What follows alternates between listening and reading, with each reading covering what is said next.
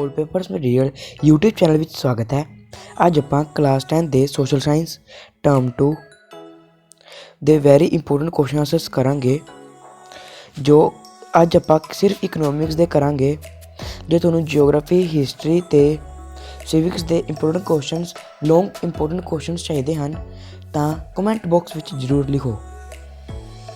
ਤਾਂ ਅੱਜ ਆਪਾਂ ਸ਼ੁਰੂ ਕਰਦੇ ਹਾਂ ਇਸ ਚੈਪਟਰ ਦੇ ਕੁਐਸਚਨ ਆਨਸਰਸ।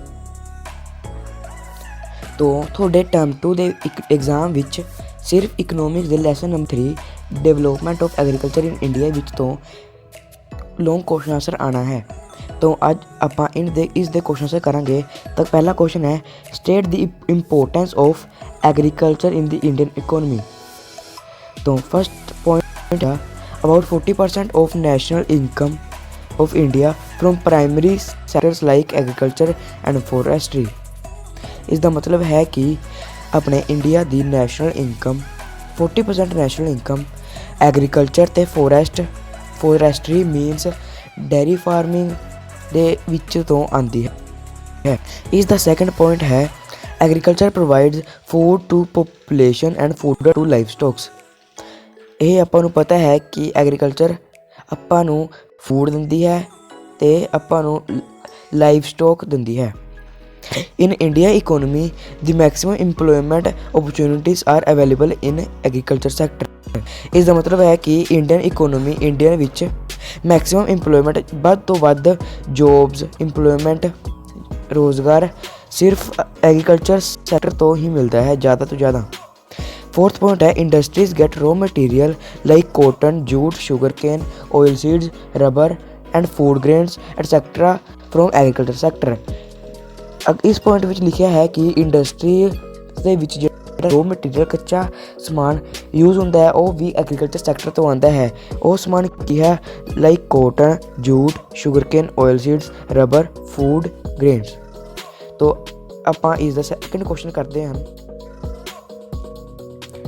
ਇਸ ਦਾ ਸੈਕੰਡ ਕੁਐਸਚਨ ਹੈ describe the major technical problems of Indian agriculture. ਇਸ ਦਾ ਮਤਲਬ ਹੈ ਕਿ ਜੋ ਇੰਡੀਅਨ ਐਗਰੀਕਲਚਰ ਕਰਦੇ ਹੋਏ ਟੈਕਨੀਕਲ ਪ੍ਰੋਬਲਮ ਤਕਨੀਕੀ ਸਮੱਸਿਆ ਆਉਂਦੀਆਂ ਹਨ ਉਹਨਾਂ ਬਾਰੇ ਲਿਖੋ। ਇਸ ਦਾ ਫਸਟ ਪੁਆਇੰਟ ਹੈ in Indian agriculture depends largely on rain water due to uncertainty of rainfall and lack of irrigation facilities agriculture productions also become uncertain. ਇਸ ਦਾ ਮਤਲਬ ਹੈ ਕਿ ਇੰਡੀਆ ਐਗਰੀਕਲਚਰ ਰੇਨ ਵਾਟਰ ਮਤਲਬ ਕਿ ਰੇਨ ਤੋਂ ਮੌਨਸੂਨ ਰੇਨ ਤੋਂ ਡਿਪੈਂਡ ਕਰਦਾ ਹੈ।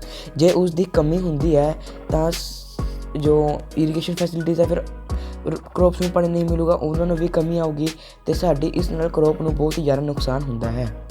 ਇਸ ਦਾ second point due to use of old tools and implements cultivation the productivity of land does not increase which result in low agriculture production। ਇਸ ਦਾ ਮਤਲਬ ਹੈ ਕਿ ਇੰਡੀਅਨ ਐਗਰੀਕਲਚਰ ਜ਼ਿਆਦਾਤਰ ਓਲਡ ਟੂਲਸ ਨੂੰ ਇੰਪਲੀਮੈਂਟ ਕਰਦਾ ਹੈ ਖੇਤੀਬਾੜੀ ਕਰਨ ਲਈ ਜਿਸ ਨਾਲ ਉਸ ਲੈਂਡ ਤੋਂ ਜੋ ਪ੍ਰੋਡਕਟਿਵਿਟੀ ਮਿਲਦੀ ਹੈ ਉਹ ਬਹੁਤ ਹੀ ਜ਼ਿਆਦਾ ਘੱਟ ਹੁੰਦੀ ਹੈ। ਇਸ ਦਾ ਥਰਡ ਪੁਆਇੰਟ ਹੈ in India the techniques of ਕਲਟੀਵੇਸ਼ਨਸ R traditional. ਇਸ ਦਾ ਉਹੀ ਮਤਲਬ ਹੈ ਕਿ ਜੋ ਇੰਡੀਆ ਵਿੱਚ ਟੈਕਨੀਕਸ ਯੂਜ਼ ਹੁੰਦੀਆਂ ਉਹ ਘਰੇਲੂ ਹੁੰਦੀਆਂ ਹਨ। ਫੋਰਥ ਪੁਆਇੰਟ ਹੈ good variety of seeds being costly the poor farmer can ill afford them hence due to these reasons have productivity per hectare less।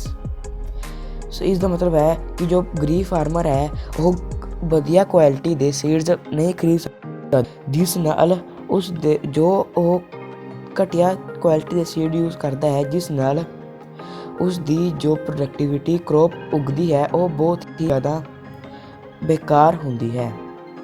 तो now is the ਆਪਾਂ third question करते हैं। तो is the third question है write about the keys to success of the green revolution। ਤਾਂ ਆਪਾਂ ਨੇ ਹਰੀ ਕ੍ਰਾਂਤੀ ਦੇ ਸਕਸੈਸ ਬਾਰੇ ਲਿਖਣਾ ਹੈ। ਇਸ ਦੇ ਪੁਆਇੰਟ ਹਨ ਪਹਿਲਾ ਪੁਆਇੰਟ ਹੈ in Punjab about 55 lakh hectares land is cultivated by HIV seeds। HIV seeds have played an important role in bringing the green revolution। point है it is because of the increased use of chemical fertilizer that production of food grains has gone up significantly। ਇਸ ਦਾ ਮਤਲਬ ਹੈ ਕਿ ਜਦੋਂ ਪੰਜਾਬ ਦੇ farmers chemical fertilisers ਨੂੰ use ਕਰਨ ਲੱਗੇ ਹਨ ਤਾਂ ਉਹਨਾਂ ਦੀ ਜੋ ਕਰੋਪ ਫੂਡ ਗ੍ਰੇਨਸ ਦੀ ਪ੍ਰੋਡਕਟਿਵਿਟੀ ਹੈ ਉਹ ਬਹੁਤ ਜ਼ਿਆਦਾ ਵੱਧ ਗਈ ਹੈ। ਇਸ ਦਾ ਥਰਡ ਪੁਆਇੰਟ ਹੈ expansion of area under irrigation has contribute a lot in bringing the green revolution. ਇਸ ਦਾ ਮਤਲਬ ਹੈ ਕਿ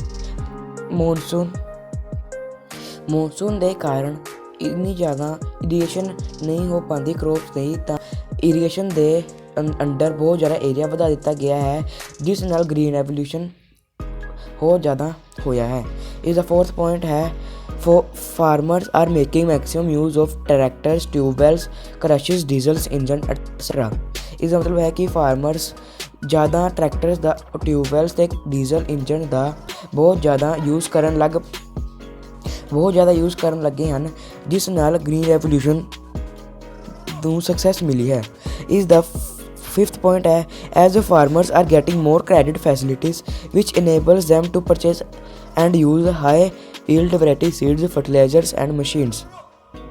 ਇਸ ਦਾ ਮਤਲਬ ਹੈ ਕਿ ਜਦ ਫਾਰਮਰਸ ਨੂੰ ਲੋਨ ਔਰ ਕ੍ਰੈਡਿਟ ਫੈਸਿਲਿਟੀਜ਼ ਜ਼ਿਆਦਾ ਮਿਲਦੀਆਂ ਹਨ ਜਿਸ ਨਾਲ ਉਹ ਮਹਿੰਗੇ HIV ਸੀਡਸ, ਵਧੀਆ ਕੁਆਲਿਟੀ ਦੇ ਹਾਈ ਯੀਲਡ ਵੈਰਾਈਟੀ ਸੀਡਸ ਨੂੰ ਖਰੀਦਦਾ ਹੈ ਅਤੇ ਫਰਟੀਲਾਈਜ਼ਰਸ ਖਰੀਦਦਾ ਹੈ ਜਿਸ ਨਾਲ ਉਸ ਦੀ ਜੋ ਕਰੋਪ ਹੈ ਉਹ ਹੋਰ ਜ਼ਿਆਦਾ ਪ੍ਰੋਡਕਟਿਵਿਟੀ ਹੈ ਜਿਸ ਨਾਲ ਇਹ ਸਾਰੇ ਗ੍ਰੀਨ ਰੈਵੋਲੂਸ਼ਨ ਦੇ ਸਕਸੈਸ ਸੀ। ਜੇ ਤੁਹਾਨੂੰ ਇਹ ਵੀਡੀਓ ਵਧੀਆ ਲੱਗੀ ਹੋਵੇ ਤਾਂ ਇਸ ਨੂੰ ਆਪਣੇ ਦੋਸਤਾਂ ਨਾਲ ਸ਼ੇਅਰ ਜ਼ਰੂਰ ਕਰੋ।